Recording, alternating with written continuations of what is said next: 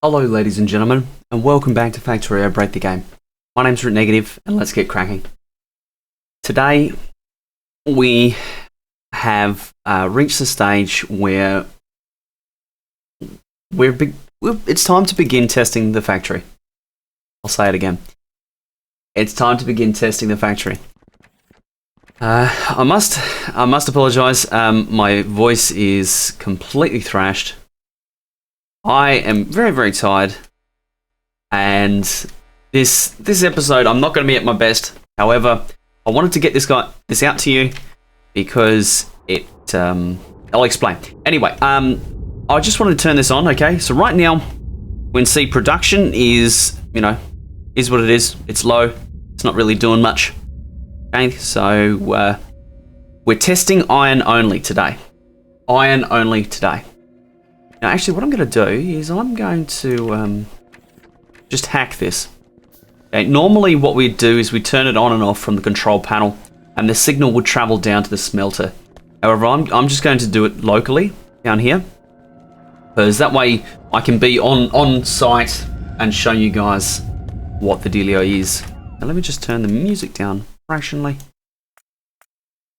Yeah, so I finished up. I started a stream, a Break the Game stream, and I started it. I don't even know what time it was. Probably. Well, let me put it this way. It was 19 and a half hours long. It finished at 6:30 in the morning. And in that time, I built 3 copper outposts, 10 iron outposts, and completely fixed oil. So it was a big stream.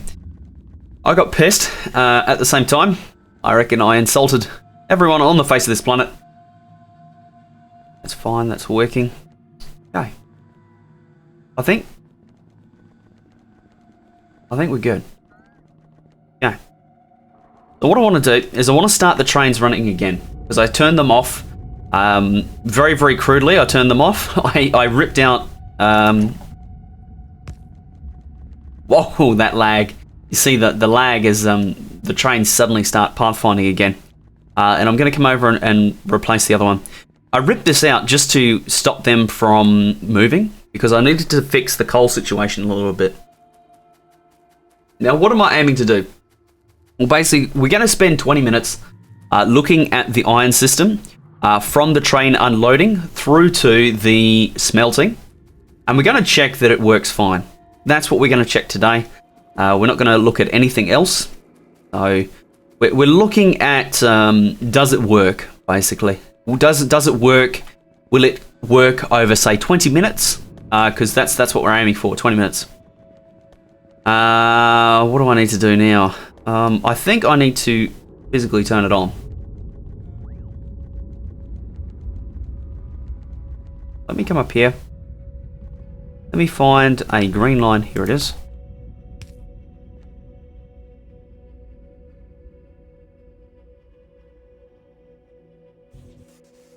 Boom, off we go.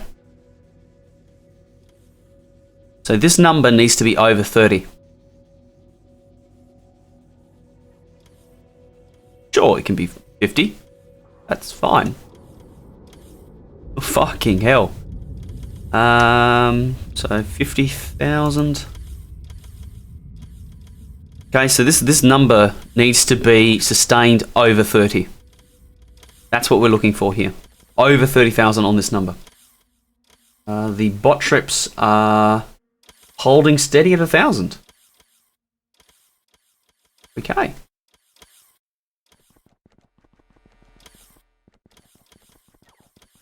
Are we having problems with the outflow? It seems like it. Okay, so there's some stuff in here that's backwards. There's plenty of this that goes on, right? I just want to check all of these, make sure they're all correct. You can see that that's backwards. There, these are all heading in the wrong direction. And that obviously is going to stop flow through the factory.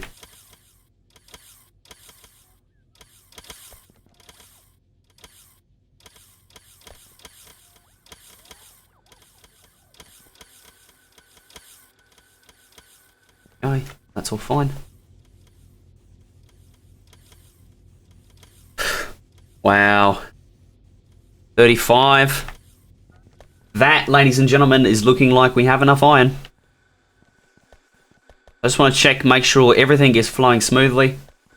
It looks like all the lines, all of the outflow lines are working. Why is this not working still? Okay, it's just buffering. Nice. That there is the 32 lane belt balancer working. As hard and as fast as it can. Now the steel we'll test at a later date. I just want to check that all of this looks okay.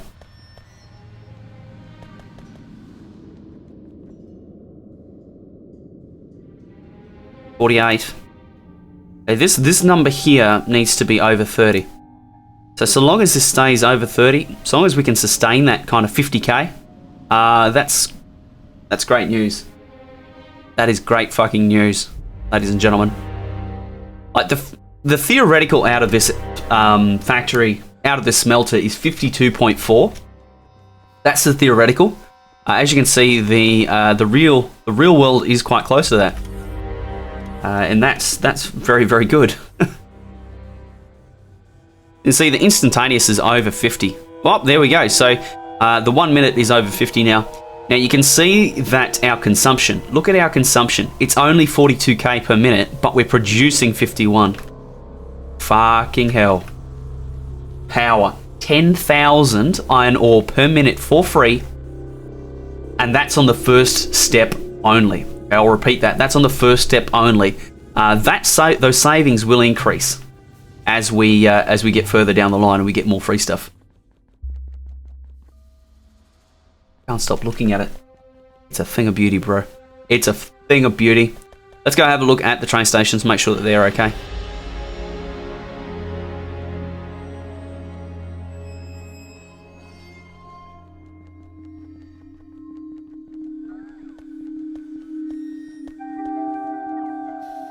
Now there are some that are empty.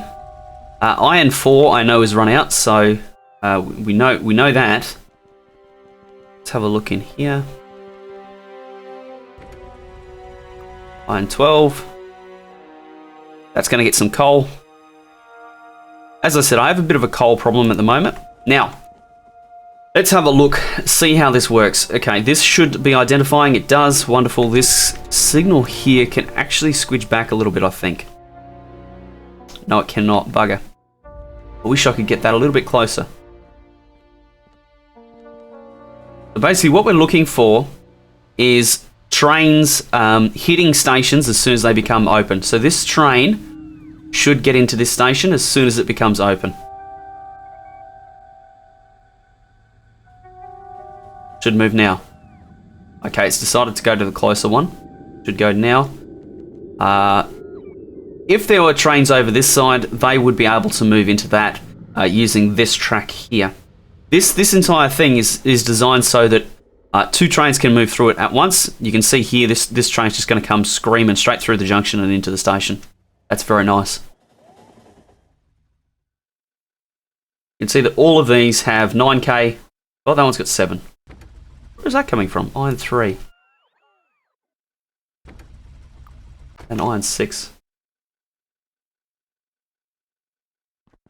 1.2. Why do they all have 1.2 in them?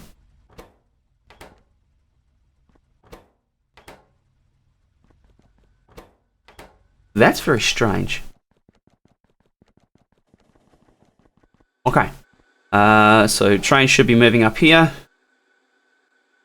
It hasn't realized that it's open yet.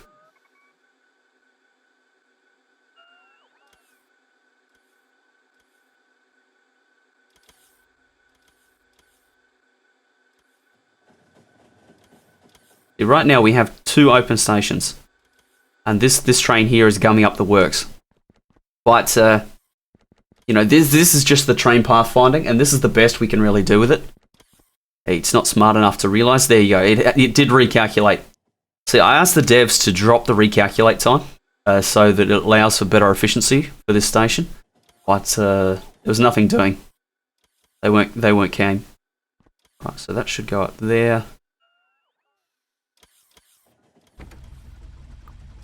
Another train to iron 4. One should go pretty much straight in.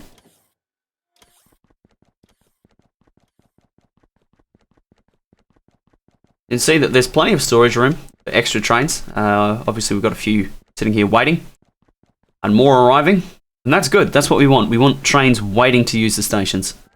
And once the station becomes free, a la this one, we want the train to realise. So it seems that the bottom, this right-hand stacker doesn't like going to the top. It's a bit of a bugger.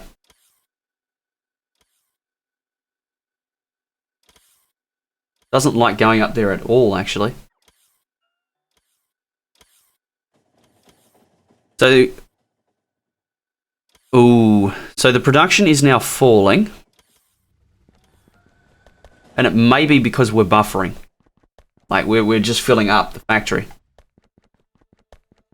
Dodge that train. Let's head up and have a look.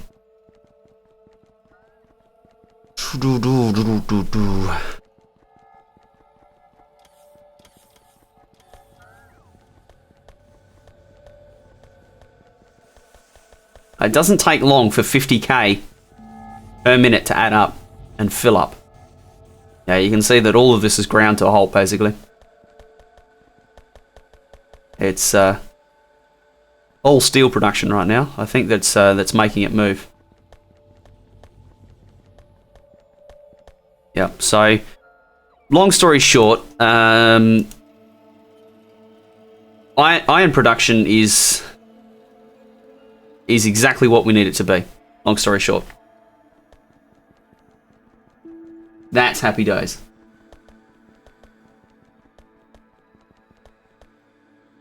There's still some buffering happening over here. All of these have, 100 in the chests, just waiting. They're all stacked up, ready to go. There's a few, down the end still picking up what they need. But for the most part, that is iron. Done, dusted, finished, kaput. And it's perfect, it's beautiful.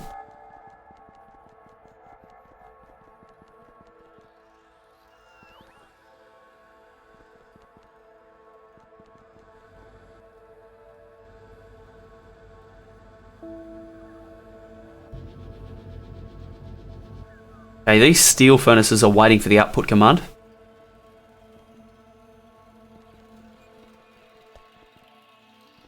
I think they can keep waiting, really. I don't want to turn that on yet. I want to test that in its own episode so that people can see, okay, this is how the steel system works.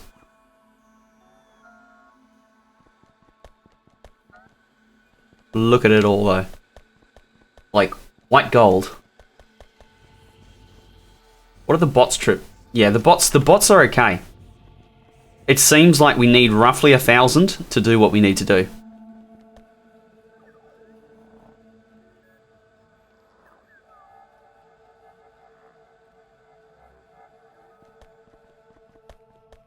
It seems like we're holding steady there. Like, the unload speed isn't great, but I think it's fast enough to keep up.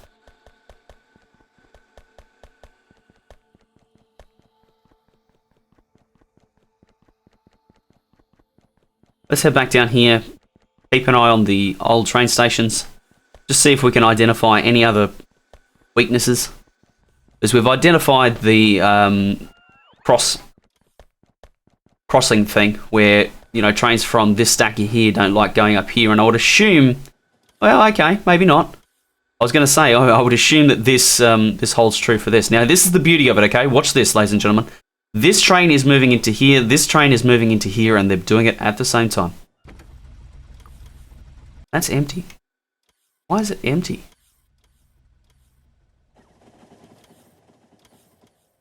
Huh. I don't know.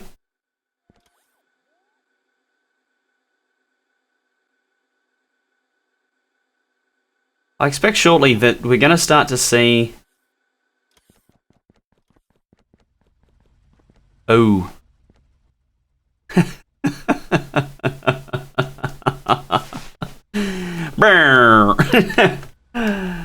Yep, we need more power.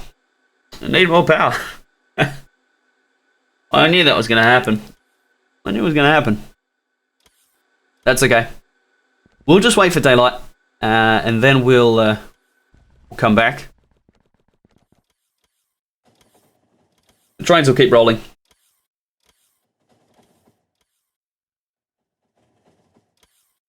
It shouldn't be long to daylight, I don't think.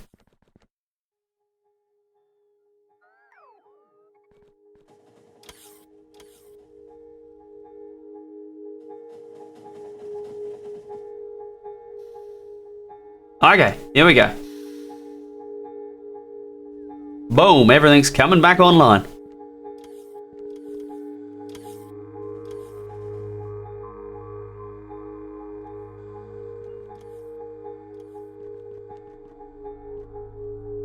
See, this may interest a lot of people. The blue line is the solar. You can see that solar is very, very short. The downtime is very, very short. Once you get up to a scale, you get a lot of power out of solar. Like, it runs a long time into the darkness.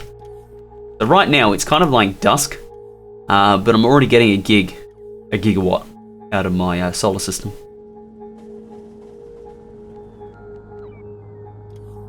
Okay, I'm looking for this train to go in there. I'm looking for this train to realise and come in here.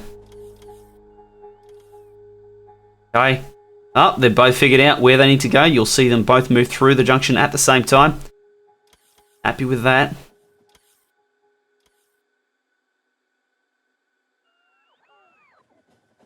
Happy with that. Oh, it's a thing of beauty.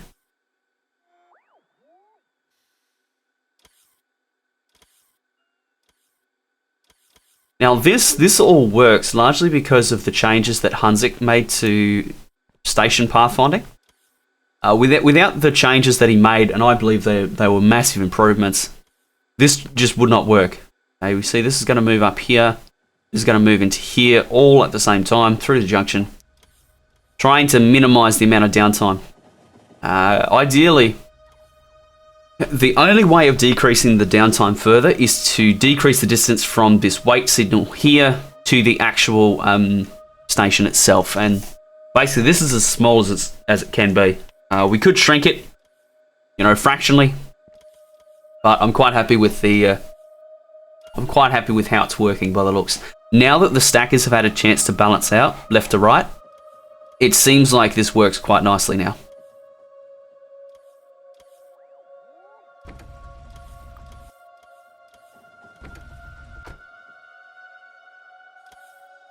And see, it's just idling along, really. It's just idling along, 14.5k. We're getting, you know, a couple of k for free. Oh, gee. So, I think, ladies and gentlemen, we'll leave the episode there. Thank you very much for joining me. I look forward to seeing you again shortly for the next episode of Break the Game. If you're watching this as I release them, there's going to be a little bit of a break between now and the copper video. Copper will be the next thing that we test. Okay, over here. Copper, next one. Okay, it's going to be similar to the iron. We already know that it theoretically it's going to work, which is great. What we need to do though is I need to make some tweaks to the factory. I need to add more power. You know, I need to fill up this area here at least, and then start to move out to this area here. I need to fill this all out so that we've got enough power to actually run the copper. So that's going to take me some time to complete. So bear with me. It's been a long time coming, but we'll get there in the end. Oh, look at this. Look at this for a train design, ladies and gentlemen. I think that this is the new benchmark. This is the new benchmark for designs. Unless your train design can do something similar to this and carry the similar amount, you need to lift your game. You need to get on my level.